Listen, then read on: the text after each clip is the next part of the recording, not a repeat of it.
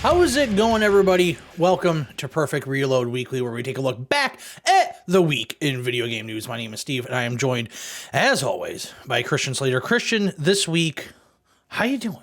Behold, for I have arrived, the best part of this drab virtual hellscape. You're all welcome.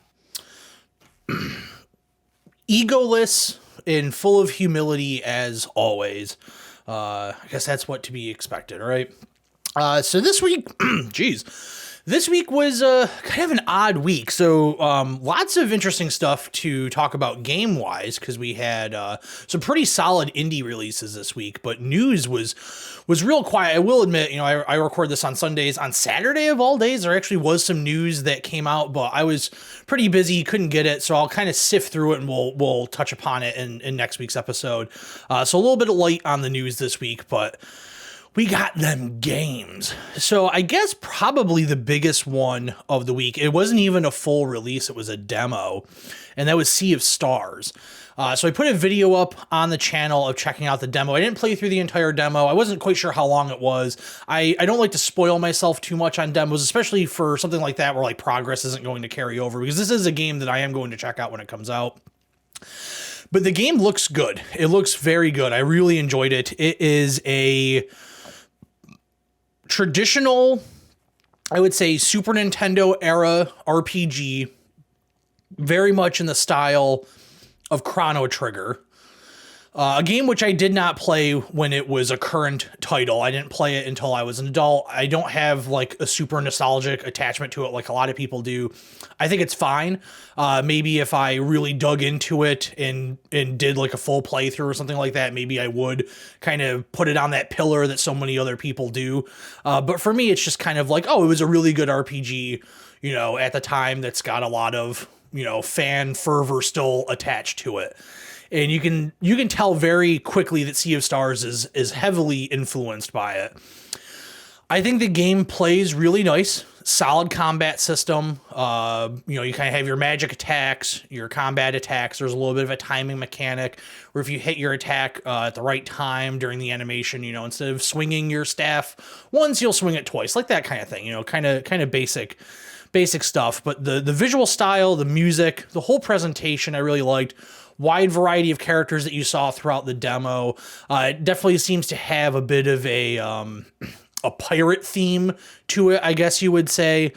That kind of, you kind of get into this like hub world in the demo, which is very much like a seaside port pirate kind of town. You're meeting up at the local tavern to get your big mission to go out, but it has that fantastical element, like you're going to this alchemist wizard lab kind of thing, and it seemed like a lot of the enemies you were fighting were kind of like robots, I guess. I think is probably what they are. But there definitely seems to also be some type of like monster element. You see very early on in the demo, there's like this large like animated rock statue goddish type thing that interacts with you. The demo is definitely not the beginning of the game. I couldn't get a great read on what the demo was. I read somewhere, like one website said, oh, it's just, later on in the game. So, several hours into the game is what the demo is. And it definitely feels like that because you already have a relationship with a lot of these characters. So it's certainly not the beginning of the game. And then I saw somewhere else that said, oh, well, this is actually like just kind of stitched together pieces of the game. It's not like you're just playing, here, the demo takes place in chapter 6 or something like that, for example.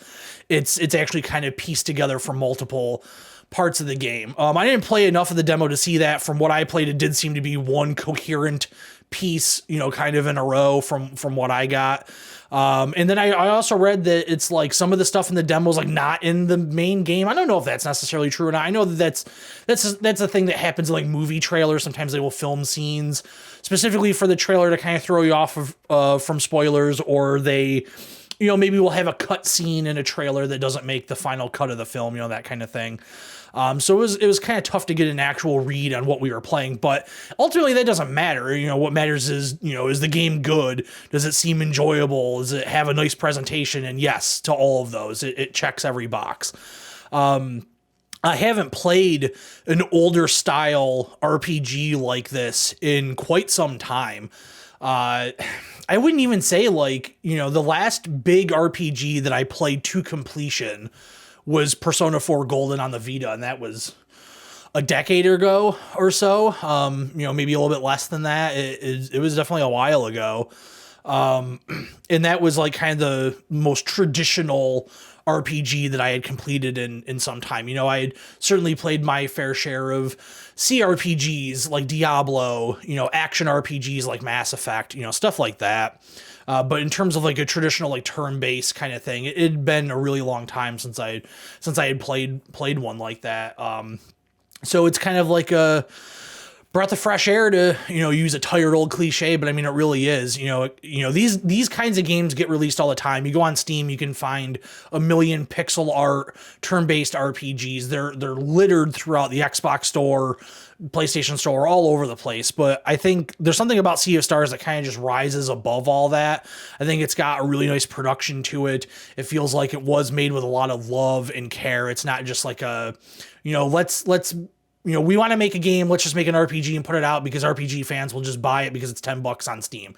Like, it doesn't feel like that. It feels like, there was some passion behind it. And it kind of has an interesting distinction because it's going to come out on PlayStation Plus. They kind of announced the demo with a PlayStation Plus sort of press release, I guess. Maybe it was Sony kind of putting it out. That's how I found about the game. Was it, I think I remember seeing this somewhere, like a trailer, maybe in like a Sony State of Play or something like that along the lines. Like, it looked somewhat familiar, but I couldn't put my finger on like where I had seen it before. And so they put out the press release saying like, oh, the demo is out today on PlayStation 5. The demo is also on PC. I played on the PC. And it's coming out on PlayStation Plus day one. And PlayStation is starting to kind of pick up a little bit with having some day one PlayStation Plus releases. They had Stray, Humanity. I think there's been a couple others. And Sea of Stars, which is coming out at the end of August.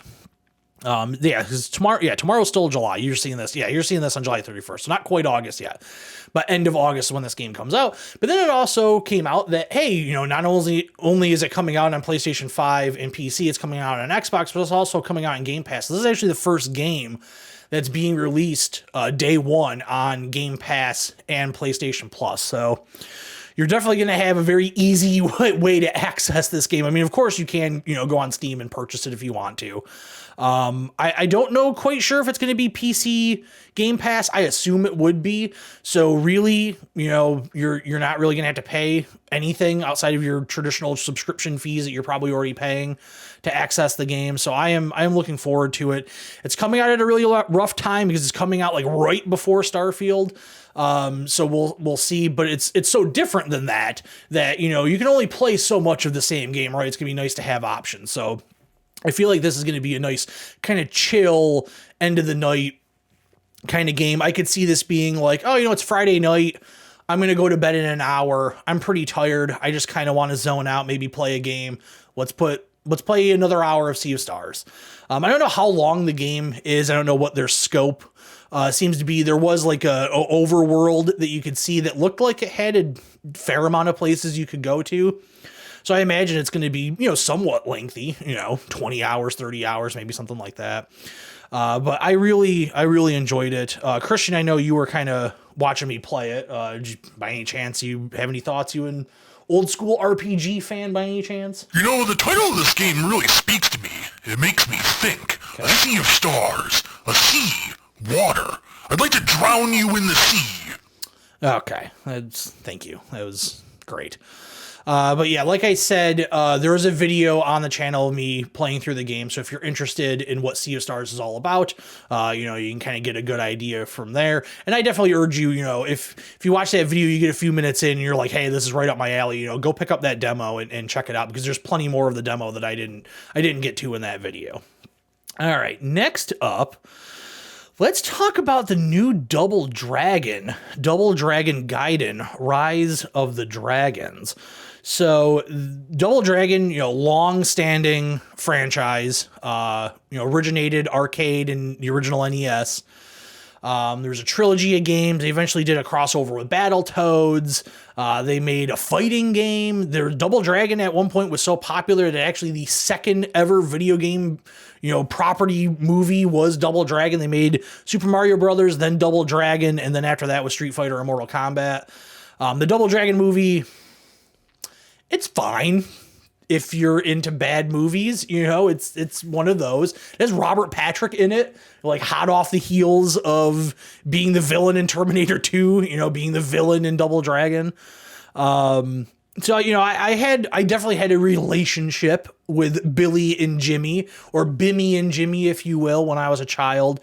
Double Dragon was definitely a staple of going out to the local rental store and picking up an NES game. I really enjoyed those games. I want to say I interacted a little bit with the arcade cabinet. I genuinely can't remember if there was an arcade that I went to that had an actual Double Dragon cabinet. I know I've definitely played the game on a PlayChoice 10, which if you're not familiar with the PlayChoice 10 was Nintendo's like arcade system. And essentially all it was like an NES inside of an arcade cabinet with a game switcher.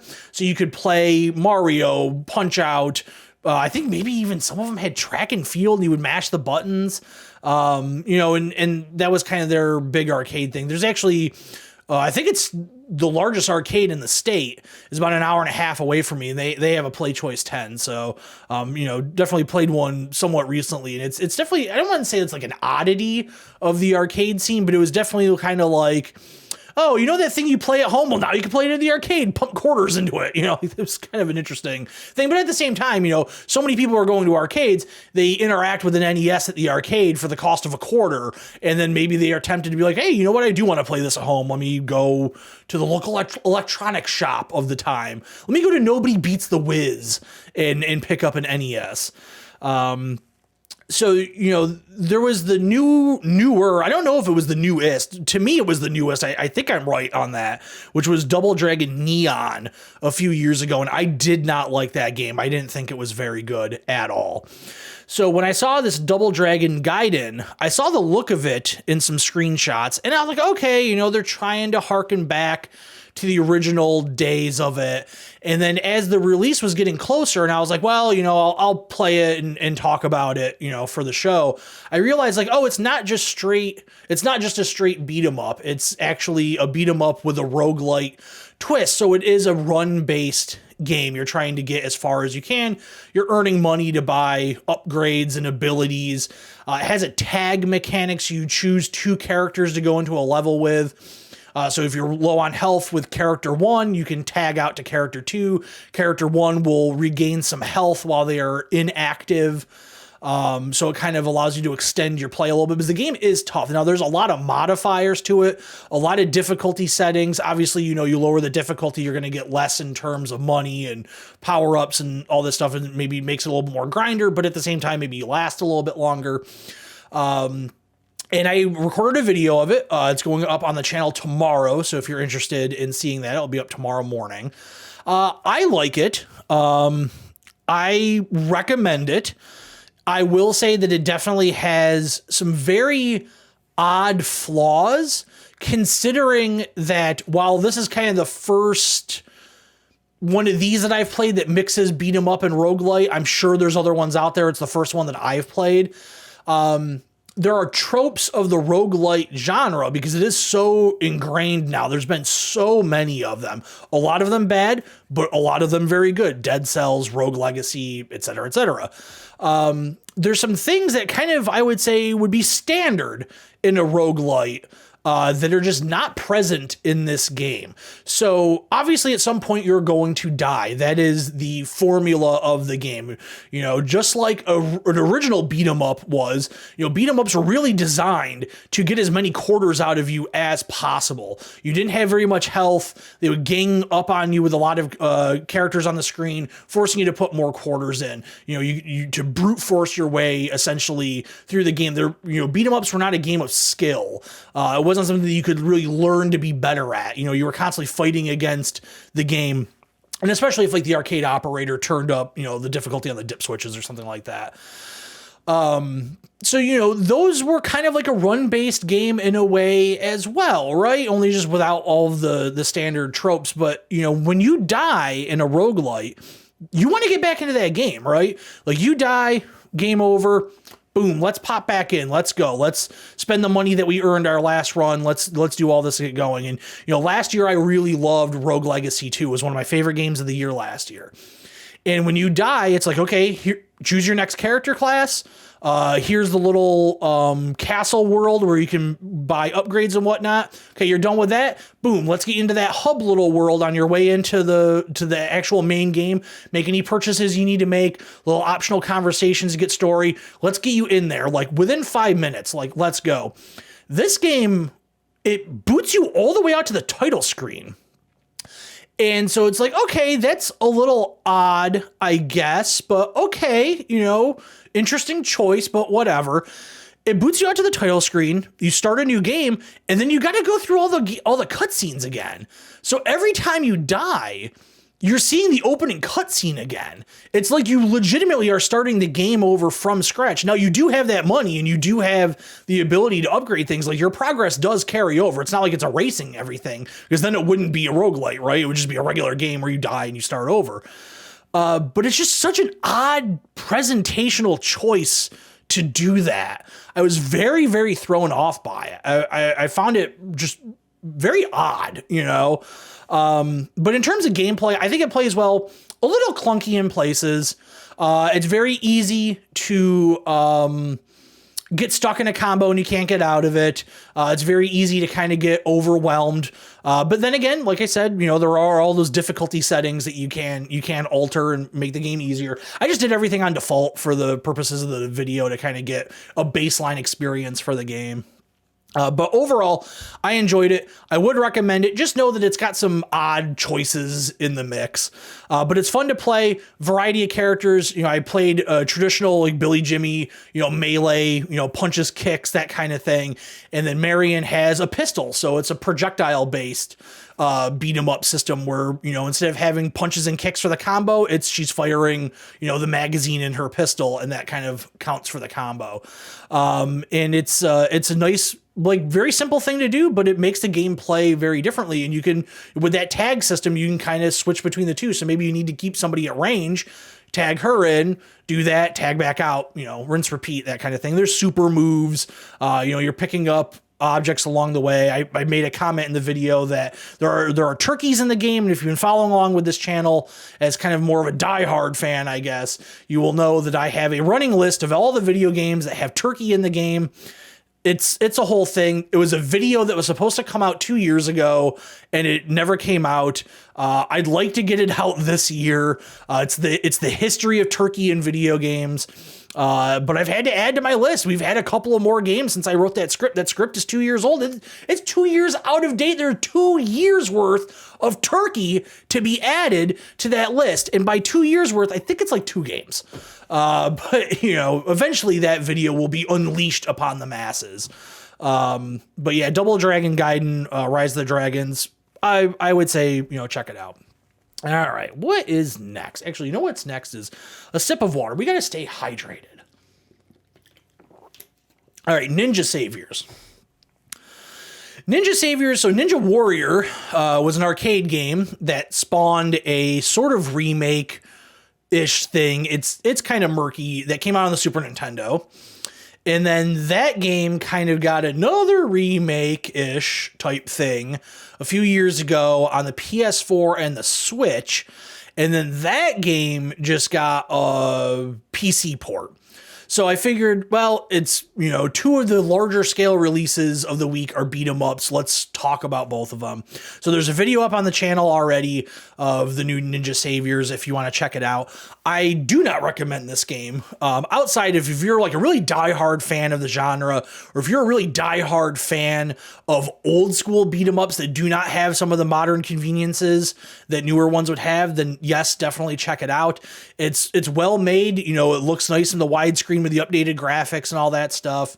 You know, it's just, you know, it's not a new spin. It's not a new thing. It's very, different than Double Dragon, which is taking that classic formula and putting a twist on it.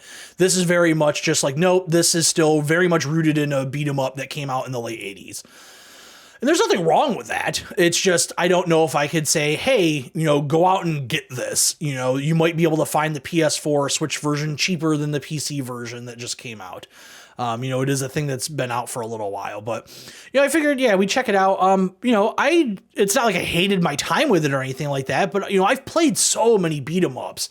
It's a genre that I love. So I play the large majority of them that come out, and I've been doing that since I was a little kid. So it really kind of takes, not to make it sound like I've got, the palate for, I'm the food critic in Ratatouille when it comes to beat 'em ups. But you know what? Yeah, damn it. Yes, I am.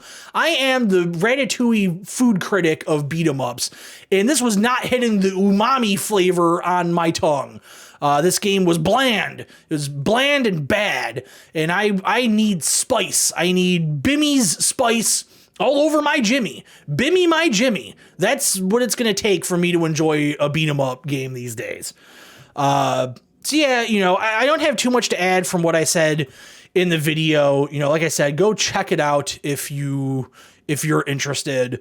But yeah, so that was it for the new stuff that came out this week. But I picked some other stuff back up. So on Saturday night, we streamed some Modern Warfare Modern Warfare 2, the current Modern Warfare 2, not the old Modern Warfare 2. That probably would have been more fun. Although that's not to say that I didn't have fun playing Call of Duty. I actually really enjoyed it. And I actually found myself this morning when I woke up saying, maybe I should play some more Call of Duty. I enjoyed it last night.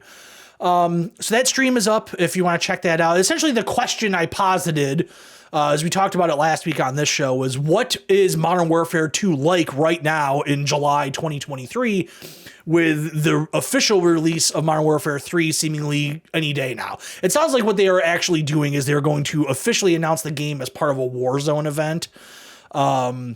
Because the game has been leaked so much, they've all but confirmed it on Twitter with the responses that Activision has had to leaks and things happening. There was there like some type of beverage or something that came out that had the logo on it or something that got leaked? Like it's been pretty rough. There's been screenshots and a whole bunch of stuff. Like everybody knows it's coming out. They just haven't actually officially announced it at this point. So I wanted to see, what is Modern Warfare 2 like? It's a game that I played so much of last year, like in a really short amount of time. I was playing it every night, every day of the week, and then I dropped off hard in like January of this year after New Year's, kind of after that holiday season. I talked about it on the stream. I always view Call of Duty as a holiday game. It typically comes out October, November.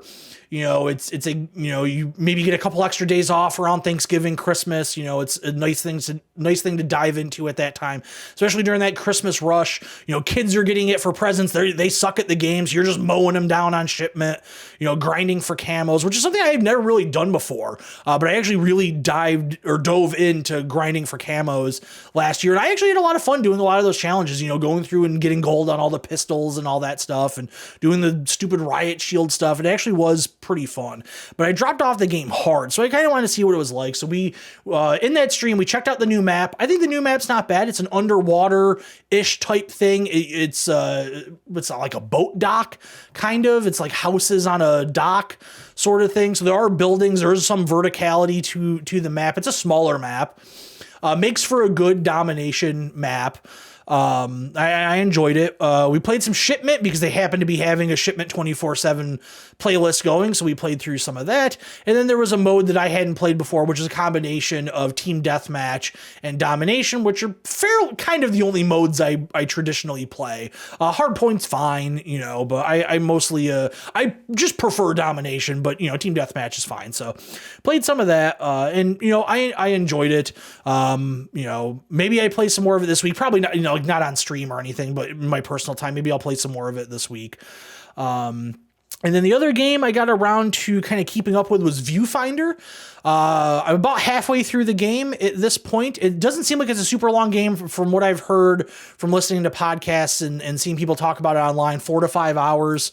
My play time is like 2 hours, 15 minutes or something like that. So I'm seemingly like right at the halfway point. I am really enjoying it. It was a nice so yesterday for me, Saturday, I decided, every day over the past few weeks, I have had to either do work on this channel, which I certainly don't mind doing. I enjoy doing it, but I've either had to do work on this channel or I've been doing a lot of landscaping, yard work, all that kind of stuff when the weather has been good. And I was like, you know what? Saturday, we're supposed to have terrible weather and we did. It poured all day yesterday. So I can't do any of that yard work. I'm going to stream at night. I don't really need to do any channel work. I'm just going to kind of do whatever I want during the day on Saturday. So I decided yesterday morning, made some breakfast and then hopped on the computer and played an hour of Viewfinder, and really enjoyed it. Some of the puzzles, man, they are hard enough to figure out for me. I can only imagine what it was like for the people designing the game to come up with this stuff. I assume maybe if you work backwards, which I guess if somebody told me, hey, you need to sit down and design a puzzle, I guess I would work backwards, right? Maybe that makes it easier, but there are definitely some things there are some mind-bending things in that game. And I haven't, given much thought, to a game of the year yet. I have my running list of every game I've played. I've been tier ranking them in that document to kind of get ready for game of the year, but I haven't thought about like what awards and categories I'm going to do like I did last year. But if there ends up being a best mechanic thing, I think that Viewfinder is probably number one with a bullet there because it is very inventive. This game is not going to have the cultural impact that Portal did. Certainly it's not going to be like that. It's not going to be that mainstream hit, but I think the inventiveness of the mechanic is right up there with Portal's portal mechanic, the portal gun system in that game. I think that it definitely is deserving of being, a number, A1 and A2 for Portal and Viewfinder in terms of inventiveness with their mechanics. So if you haven't gotten a chance to check out Viewfinder, I highly recommend it. I would actually, if you want to see Viewfinder without getting into spoilers, Nextlander's YouTube channel, they play the very beginning of the game and stop it before it gets to the first mission that like opens the story up and you get into spoilers. So if you want to, I would say check that out, because if you just go and watch a random video, you might learn some stuff about the game that would have been more interesting to kind of learn as they intend you to naturally through the pace of the story. So I would maybe venture over to them. They're fine purveyors of video game content. So the last thing is not a video game, but it is video game related, and that was the Twisted Metal television show has finally come out. I watched the first episode. I know a lot of people that binge watch this thing. My God. I'm in a private Facebook group that has nothing to do with video games or nothing to do with Twisted Metal or video games or even TV or movies. And there were so many posts in that thing. Like, anybody else watching Twisted Metal?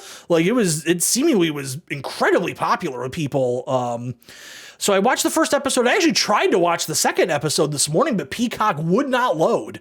I don't know what was going on. I could open the app and I would hit go to next episode, start episode 2, and it would just be a blank screen. I tried rebooting the TV, rebooting the app. Nothing worked. I don't know what's going on. I don't know if Peacock is maybe having some technical difficulties or not this weekend, but so I only got a chance to watch the first episode. It's fine so far. Everybody's raving about it, so I guess it picks up. We'll see. It's short. I honestly thought they were going to be hour-long episodes, but they're not. They're less than a half hour, and I think there's only like 8 to 10 episodes, so it's not going to be a long watch. So I'll probably finish it this week. It's fine. I think some of the writing is pretty bad. I don't like Anthony Mackie.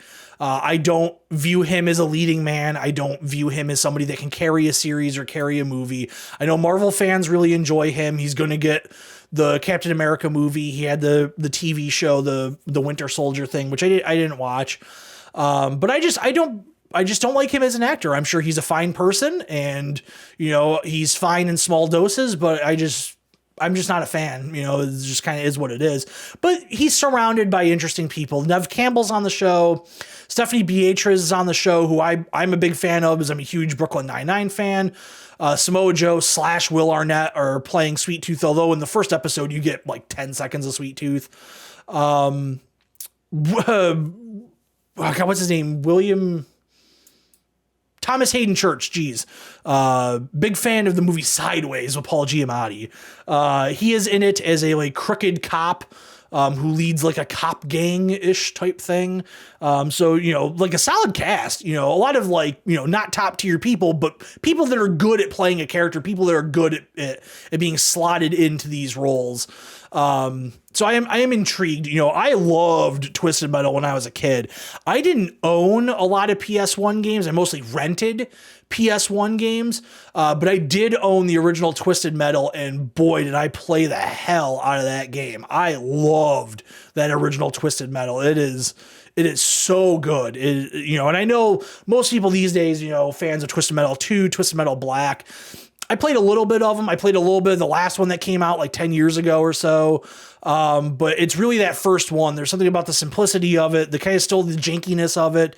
I just loved it. I just really enjoyed that game. So, I was definitely interested in the show. We'll see how it goes. If I finish the whole thing this week, then I'll kind of give a recap or not recap, but like a review, on next week's episode. But if you're tangentially a fan of the game or a big fan of the game, go check it out. The production value is actually pretty good. The car combat stuff looks pretty solid. There's definitely some stuff missing. You'll see his car get shot up a lot. 20, 30 machine gun rounds firing into the car, and then you'll see like 6 bullet holes. So there's a little bit of a disconnect with some of that stuff. I think the coloring in the show is a little weird. It's a little too bright for my taste. But I think that's very much on purpose. I think they want it to have this kind of, it's not so far like high contrasted colors or oversaturated colors that it's like surreal, but it's definitely like, I think they want it to be this very vibrant, bright world instead of the bleak, like hopelessness that was the majority of the Twisted Metal games, especially Twisted Metal Black. Christian, we watched the episode together. Do you have any thoughts on Twisted Metal? I thought it was a steaming pile of shit. That being said, if they need me for season 2, I am definitely available. I could see you on that show. I'll be honest. I know that you and I don't see eye to eye. I think maybe a man of your stature is a little bit above a Peacock original like Twisted Metal, but that's up to you, man. I'd like to see you firing machine guns in a car. So, that'll wrap it up for what I've been playing and I guess what I've been watching for this week. And we'll be back in just a moment with the news. All right, we're back with the news. And like I said, there wasn't too much going on this week, but there were a few things of note that I picked out. Thankfully, nothing more to do with Microsoft and Blizzard, but there was some acquisition news as Tecent, who owns shares in everything from Epic to non-video game related interests. They have acquired majority shareholding, easy for me to say, in Techland, which is the developer of Dying Light. It says that Techland is going to retain full ownership of its IPs and creative freedom, but when you are not the majority shareholder or owner of your company anymore, is that actually going to be true? We'll see. Techland is kind of like I would say like a mid-tier developer. They make good games. Dying Light has a very fervent fan base. They've been around a lot longer than I thought when I was reading through the article for the story. They've actually been around since 1991. But to me, they are definitely kind of the best known for Dying Light. They did say that now that Dying Light 2 is out, and they're still supporting Dying Light 2, but they announced last year that they are working on an open world fantasy action RPG. They ended up hiring, because they are based in Poland, they hired a lot of ex-CD Projekt Red people. If you remember that after the whole debacle with Cyberpunk, a lot of people left, and it was kind of a worrying thing because Poland, even though it has these kind of higher profile video game studios like CD Projekt Red and Techland, it's not like it's a haven, of video game development studios, and they could theoretically leave the country and get a job, but hopefully they would speak English or speak another language, because there's probably not a lot of other companies out there that have a huge Polish speaking language base. So it might be difficult for them to find work in a different country. But it's nice to see that they were able to come over, and I'm curious to see what Techland does with a different game. I actually wanted to look up real quick. We'll do this together. I really kind of only know them for Dying Light. So what else have they done? They did the Volkswagen GTI racing game. That's right. Oh, geez, how could I forget? They did Dead Island. Of course, I forgot they did Dead Island. Dead Island, the first one was great. They did Call of Juarez, right? Yeah, they did Call of Juarez. Yeah, Dead Island, Dying Light. That's kind of their big thing. And then they have their own engine. I would say they're a solid studio. They support their games. They did a lot of follow-up stuff and patching and updates and whatnot for the first Dying Light. They're continuing to do that for Dying Light 2.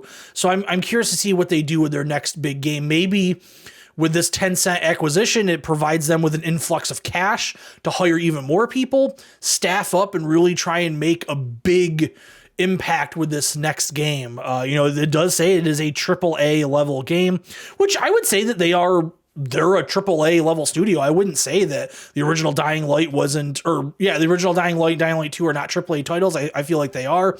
Dead Island, I think, was not necessarily AAA, but it would definitely hit AAA popularity and influence in penetration, in the market at the time. That game definitely had a huge cult following. They didn't do the newest Dead Island, but, they created something that has lived on. I played a little bit of Dying Light 1. I didn't play Dying Light 2. I'm not a big survival horror or even horror fan in general. I also don't typically like zombies as just a story mechanic. Not big into zombie movies or fiction or anything like that. But I enjoyed the game. It was a little hard for me, but I did play. I probably played a dozen hours of it or so. So yeah, I'm always curious to see what they do. But yeah, Tencent. Let's talk about them for a moment here. They are really getting their hands in a lot of stuff for video games. Obviously the biggest thing is Epic. I want to see if what else do they have here? Let's see here. They have Riot Games. They have the majority ownership of Riot Games, majority ownership of Sumo, which owns Sumo Digital. Sumo Digital has done, they did Sackboy Big Adventure on the PS5. They did Crackdown 3. They're making that Texas Chainsaw Massacre game that's coming out this year. They have the majority ownership of Tequila Works, which is, that's the Deadlight studio. They did Rhyme. Let me see what else they have here. They have Jaeger. So Jaeger is the Spec Ops The Line people. Their most recent thing is Cycle Frontier. Let's see. They have Miniclip. Miniclip is what did they make? Yeah, it was browser games, right? Yeah, Swiss browser game company. They own minority ownership in Don't Nod and Bloober Team and From Software. They own 10% of Ubisoft. They own 5% of Paradox, 3.8% of Remedy Entertainment. They have investments in Roblox, Discord, Platinum Games, Playtonic. They are all over the place. They actually at one point, I guess until the sale goes through, they owned a small percentage of Activision Blizzard as well. So I mean, they are definitely all over the place. And they have facilitated a lot of deals over in China, because China is still kind of behind the times, I guess you would say, with video games. I know it's gotten a little bit better over there, but I know for the longest time it was really kind of mobile or nothing. Xbox, the stories have been out that, their big thing is to kind of get xCloud going with Game Pass and get Game Pass in the hands of Chinese gamers, either via phone or tablet or PC, whatever it is, but basically penetrate that huge sort of untapped market and get the Xbox ecosystem over there, which would be a huge gain for them. But yeah, hopefully this works out for Techland. I'm curious to see what they do next. I think they've done a good job with their last two titles, and hopefully they kind of keep it going. All right, the next one is interesting because obviously AI and things of that nature are certainly in the news right now with the Writers Guild strike, the SAG-AFTRA strike. This is AI adjacent, but the ESRB, it came out that they are planning on using facial recognition technology on children.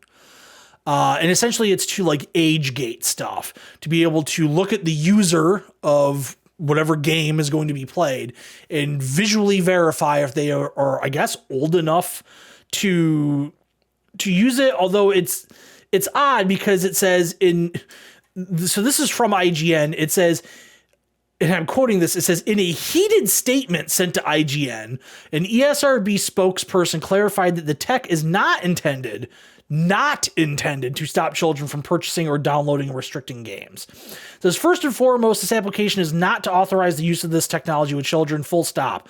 Nor does this software take and store selfies of users or attempt to confirm the identity of users. So what exactly are they doing with it?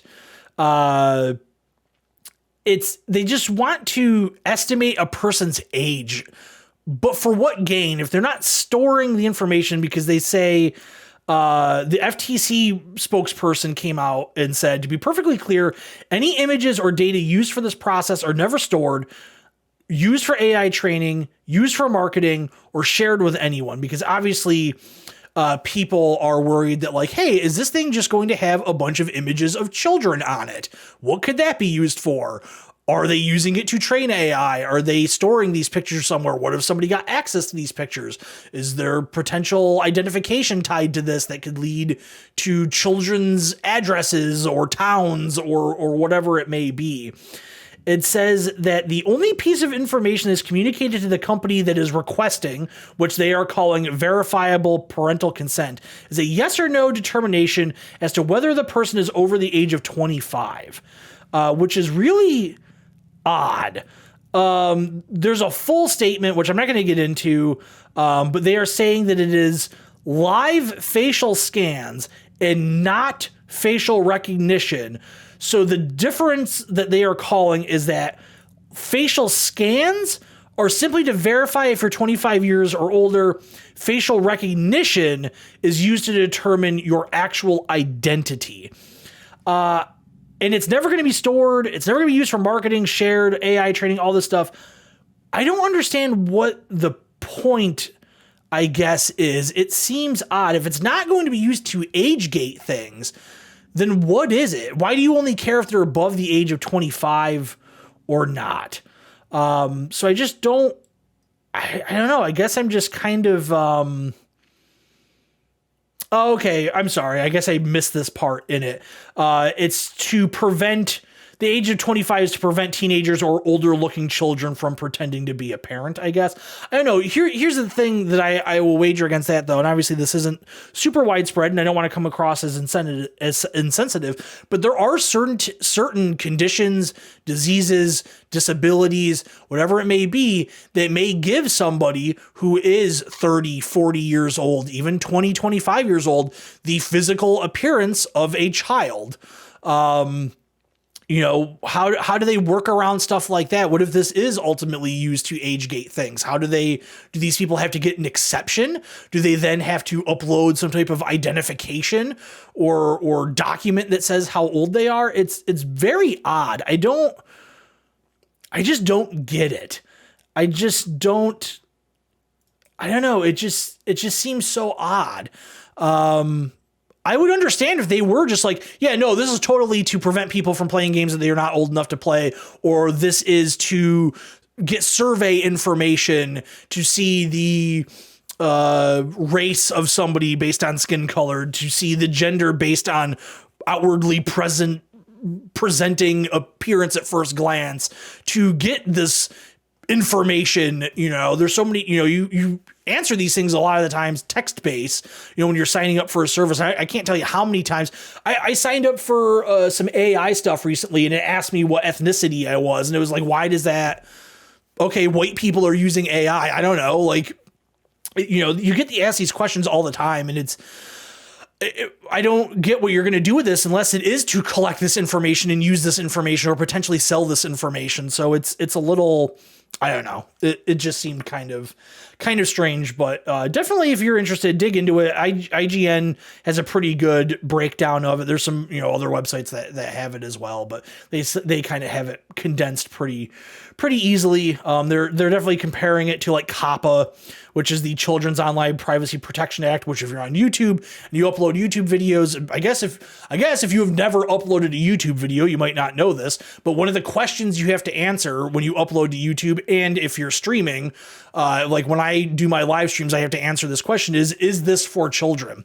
And sometimes it's a very hard question to answer, because there are things that I have done on this channel that I could say like, yes, that is safe for a child to watch. I certainly swear in these videos. I tried not to, for the most part, to go overboard with swearing, because YouTube really doesn't like it.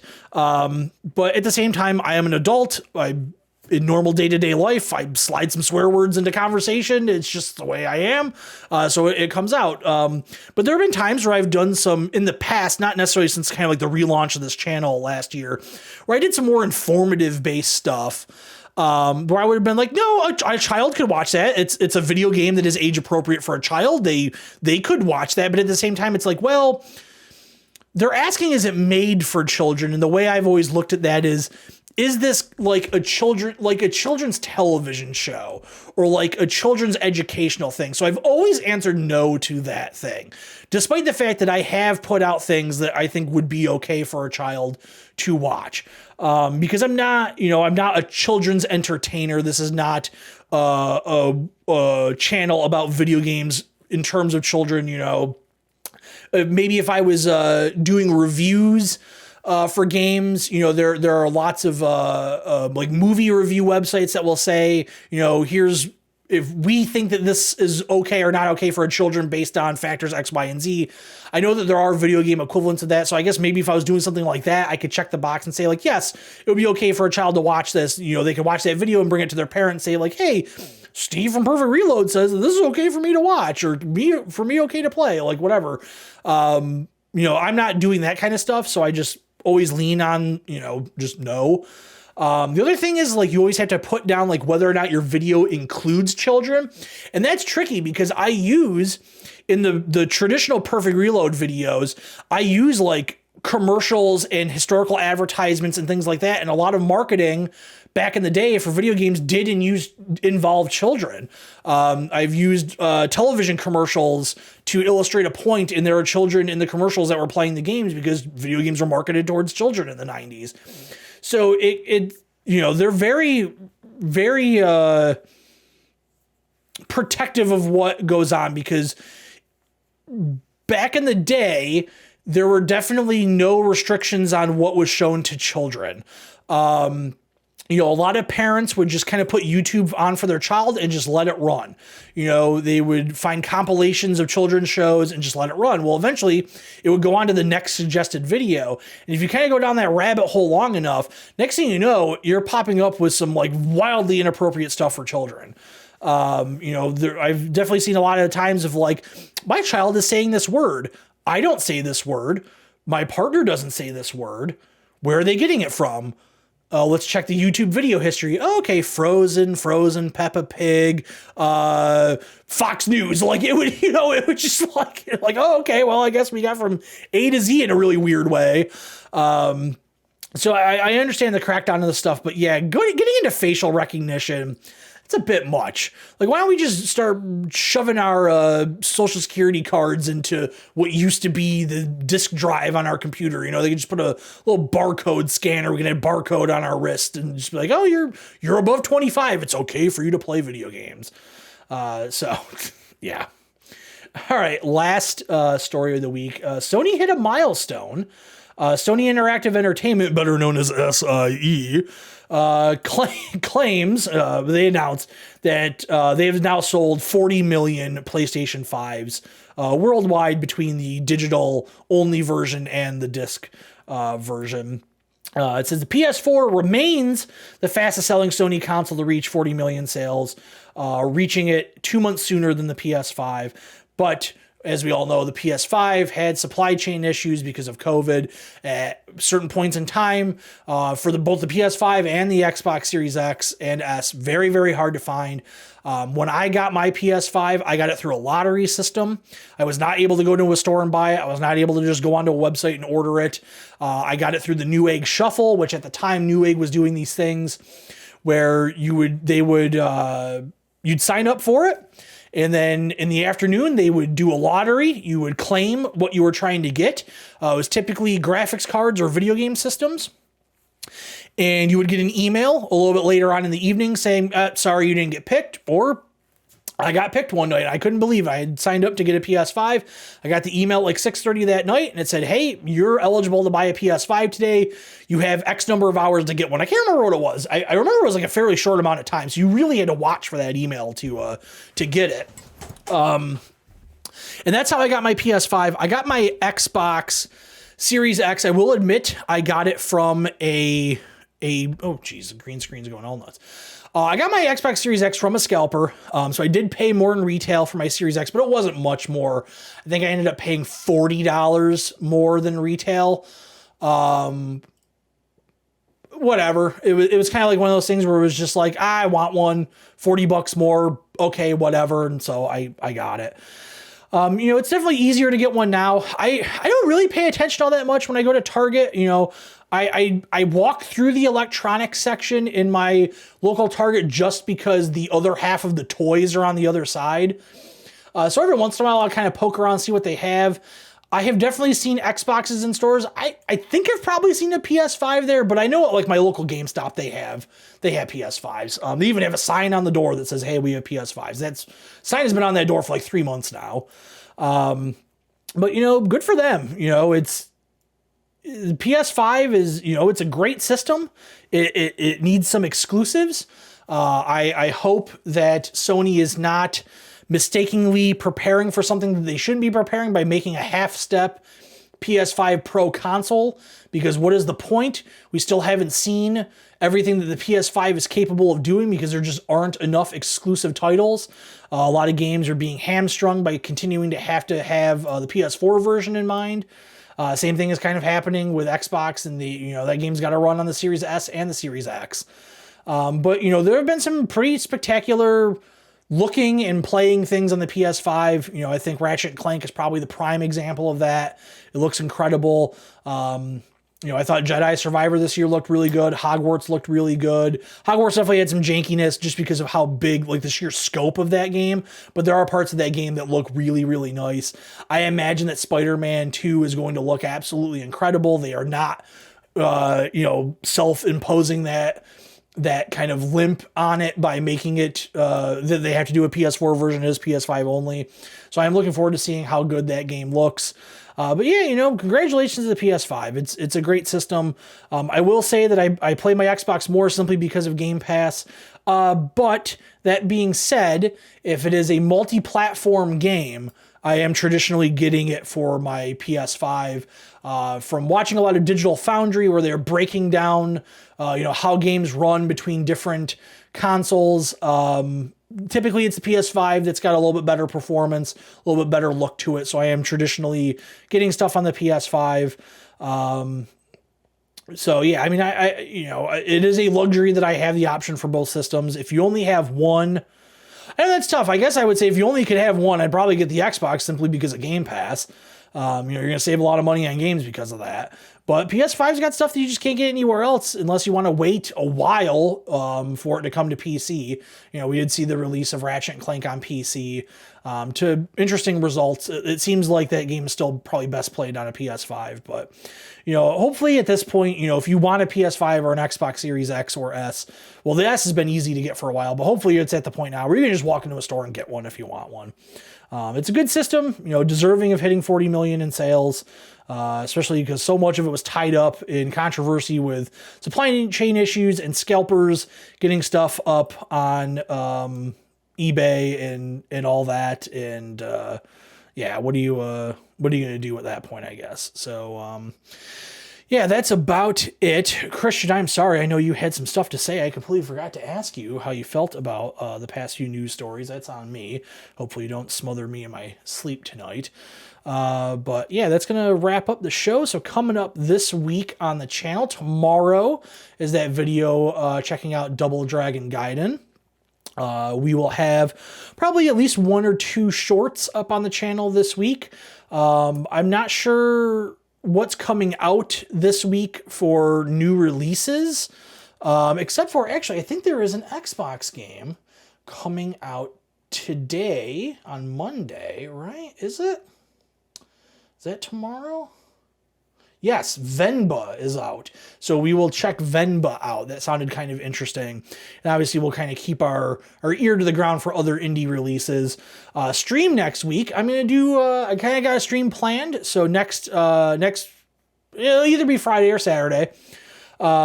We got to get ready for Phantom Liberty. Cyberpunk Phantom Liberty, the big DLC is finally coming out. I've decided to play it on PC instead of Xbox, so I've got to start playing Cyberpunk again because I have an endgame save on the Xbox, but I don't have any game save on the PC. So we're going to start a fresh game of Cyberpunk on stream this week, and we'll play an hour or two, whatever. Talk about the game, how it's changed, my thoughts on the game, my memories of the games. I did really enjoy it.